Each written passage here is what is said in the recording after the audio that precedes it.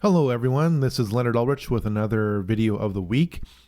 I'd like to call this week's video False Flag Masters Speak.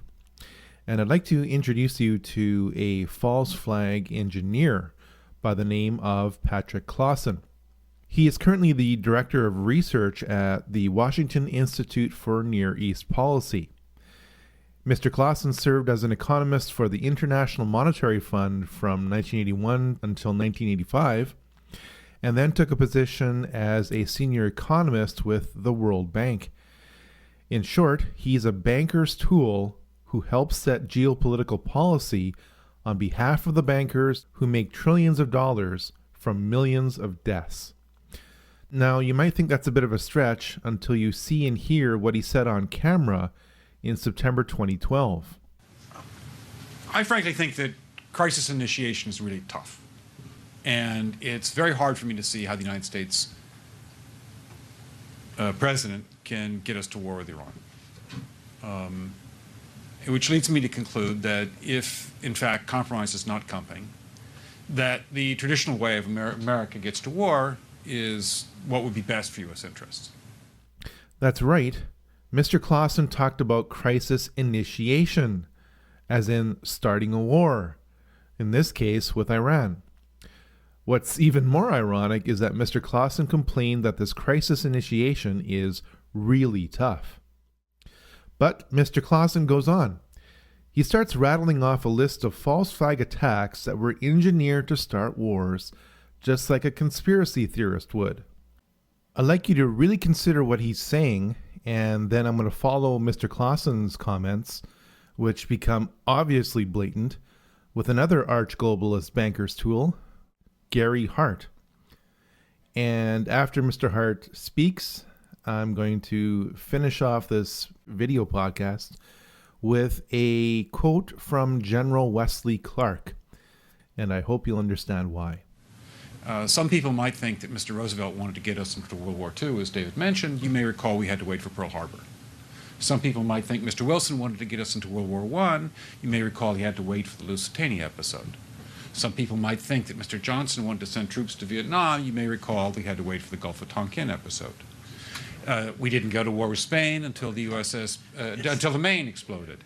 And may I point out that Mr. Lincoln did not feel he could call out the Federal Army until Fort Sumter was attacked, which is why he ordered the commander at Fort Sumter to do exactly that thing which the South Carolinians had said would cause an attack. So if, in fact, the Iranians aren't going to compromise, it would be best if somebody else started the war. One can combine other means of pressure with sanctions. I mentioned that explosion on August 17th. We could step up the pressure. I mean, look, people, Iranian submarines periodically go down. Someday one of them might not come up. Who would know why?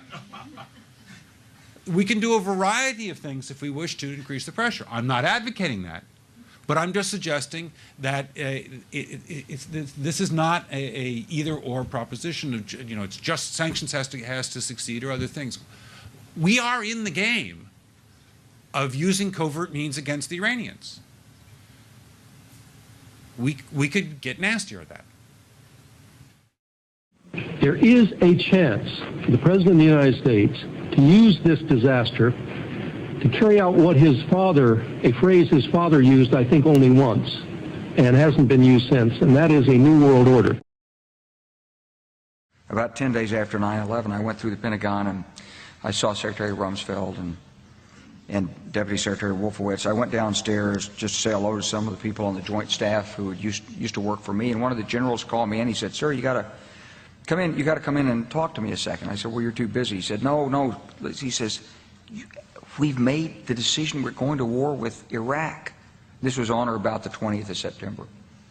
I said, "We're going to war with Iraq. Why?" He said, "I don't know." He said, "I guess they don't know what else to do."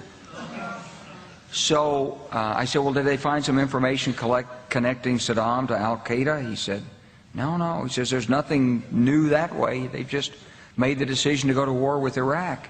He said, "I guess it's like we don't know what to do about terrorists, but we've got a good military and we can take down governments." And he said, "I guess if the only tool you have is a hammer, every problem has to look like a nail."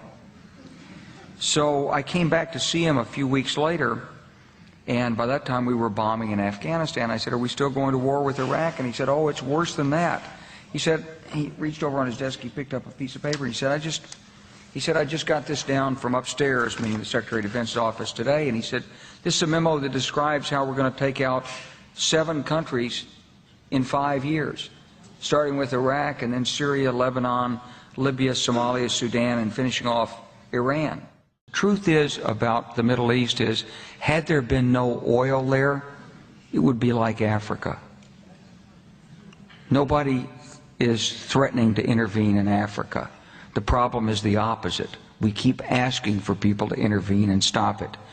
And there's no question that the presence of petroleum throughout the region has sparked great power involvement.